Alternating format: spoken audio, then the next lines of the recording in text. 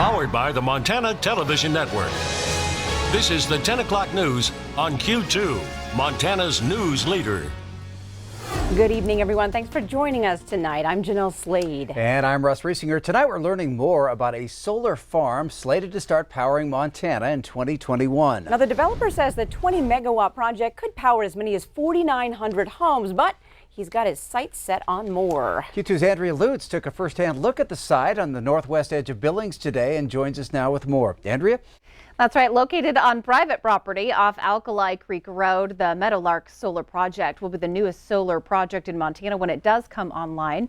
And the developer says, along with powering Montana, the project will also pump millions of dollars into Yellowstone County through property tax credits and construction.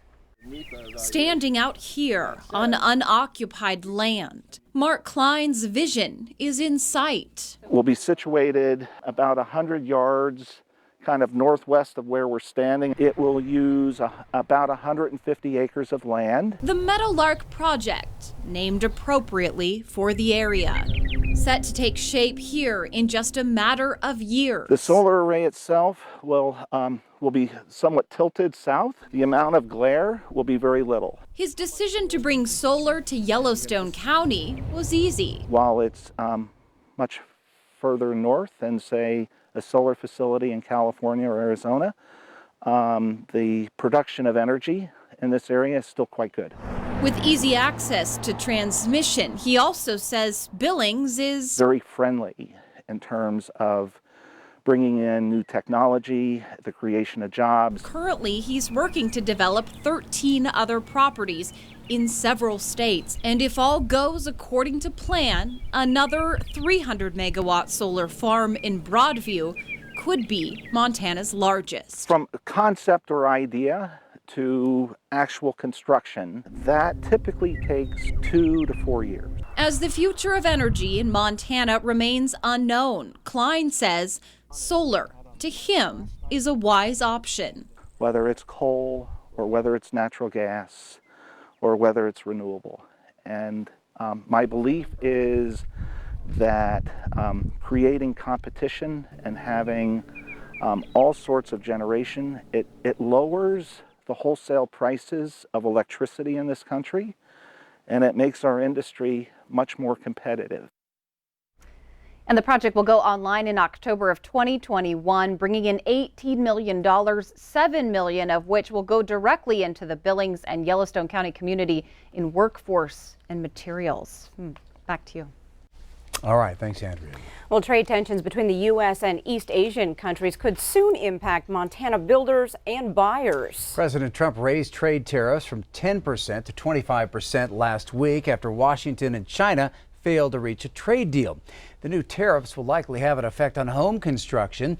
The Southwest Montana Building Industry Association says it expects anything imported from China, including most appliances, things like nails and other hardware, as well as other odds and ends, will also see a substantial hike. Now, the tariffs already forcing contractors across the country to add in escalation clauses for projects set to start in 2020. It's unknown how high prices might go, so experts say Montana contractors need to be ready. We just saw a fairly substantial increase in city impact fees to the tune of $2,500 or $3,000 a house for a 2,000 square foot starter home. You know, it might be in that same ballpark. We're looking at similar increases in Belgrade, and so we all just have to accommodate those.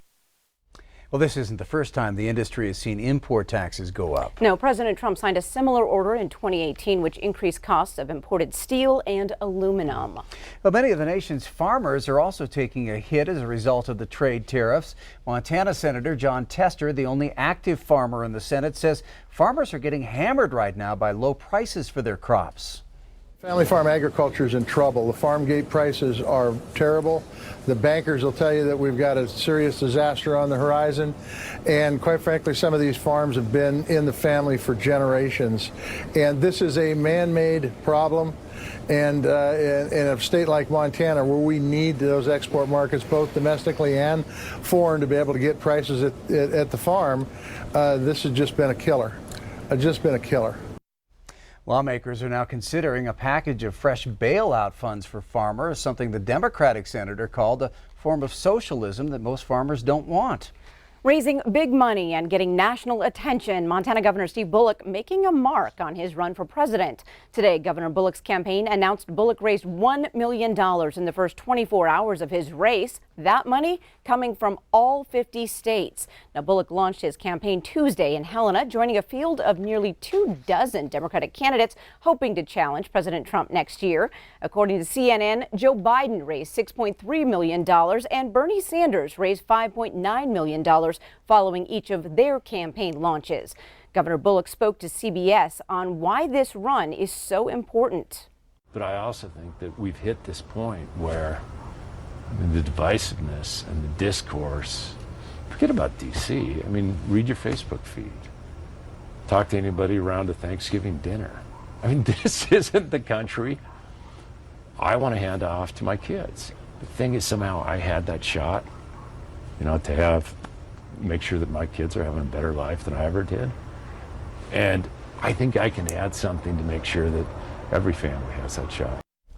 MTN chief political reporter Mike Dennison joined Bullock on the campaign trail in Iowa today. He'll bring us full coverage this week here on Q2 and on the CW. Well, turning to the weather now, we've had a nice run of summer-like temperatures, but Bob, you're telling us some big changes are on the way, possibly a lot of rain and even maybe some, I don't even want to say it. Yeah. Snow. That's well, the you've word. heard of April showers bringing May flowers. May showers could bring snow. Snow. There we Maybe, go. Not a lot of snow, but let me show you what's happening out here. Here's what we have tonight. You see at 6 o'clock we had some showers move in from the southwest, and they continue to spread their way across Montana tonight. Now by Thursday evening, look at this. Look at all these showers, and heavier rain started to make its way into the Billings area. Some of these storms could actually be severe on Thursday night. On into Friday, more rain continues across the region. Into Saturday, look at the showers, and then by Sunday morning, that's all snow. Now, it's not a lot. Temperature will be about 36 degrees. It's not going to stick, but you'll see it in the sky. And then scattered rain showers again right on through Monday. Let me show you how much rain we can get out of this thing. Maybe a couple of inches for the Billings area. And because of all that rain, we do have a flood watch starting tomorrow night going through Saturday for the Shields and Muscle rivers. We'll have more in your forecast in a few more minutes. All right. Thanks so much, Bob. Well, never be afraid to be great. That's the advice from the commencement speaker to graduates of the adult education program here in Billings tonight. Superintendent Greg Upham told the graduates they will need to decide if fear will drive them away or if they're going to take a shot at an opportunity. More than 250 graduated tonight, with about 90 walking through the ceremony. Each graduate has overcome a challenge, and adult education has been an important part of their lives. It was exciting. Yeah, it's definitely an accomplishment. I don't know if sometimes I'm even aware of what a big deal it was, but it definitely was a big deal. I'm in recovery from drug and alcohol addiction, and this was one of the first things I wanted to do when I got sober. I've gone through many different GED programs, and I just stayed consistent. And even though I felt like a failure, I just kept coming. Really wanted to make my wife proud. I learned a lot skateboarding. Fall hard, get back up, do it again, and just to apply it to education, and now I got my GED. Congratulations to all the graduates tonight. Now, Seth Yazzie has plans to go into business with his wife, while Shirel Garding works at Rimrock Foundation. Well, a black bear was shot and killed near Laurel today after being spotted in a tree this morning. Yellowstone County Sheriff's deputies responded to a report of the bear around 7 this morning near the Pheasant Brook subdivision. The bear ran north near 80th Street West. Fish, Wildlife and Parks game warden came out, determined it was a black bear and it could be left alone. Later, a hunter with a permit harvested the bear. The bear is estimated to have been around 3 years old and weighed around 100 to 120 pounds. The hunting season for black bears is open right now. It opened April 15th and it doesn't close until the end of the month. And in that area, there isn't a quota for bears or anything, so it was perfectly legal for somebody to go hunt that bear. Gibson says this time of year it's important to not leave things out that may attract bears. He suggests not putting garbage out until the day it's going to be picked up, not leaving barbecues out after cooking, and not leaving pet food close to the home. Yellowstone National Park issuing an old adage as a word of caution. Get along, little doggy. Now this after a weekend visitor witnessed this interaction between a small dog and some very large bison. As you can see, the dog running around, barking, agitating the animals. This video was taken between Grand Prismatic Spring and the North Geyser Basin. Now, at one point, one bison actually kicks out at the dog and just nearly misses him. There, we just saw it. Yellowstone National Park officials said in a statement that because the dog was not on a leash, it caused a hazardous situation. And really irresponsible on the part of the dog owners, too. Coming up on tonight's 10 o'clock news, Montana Beef Council has no beef with the month of May. Find out what makes it so special next. Plus, the Special Olympics have kicked off in Great Falls. We'll take you to opening ceremonies tonight. And in sports, Scott hears from the Midland Roundtable's male and female Athlete of the Year winners. You're watching MTN News with Jeanelle Slade and Russ Riesinger. Storm Tracker weather with Bob McGuire. And sports with Scott Breen. This is the 10 o'clock news on Q2, Montana's news leader.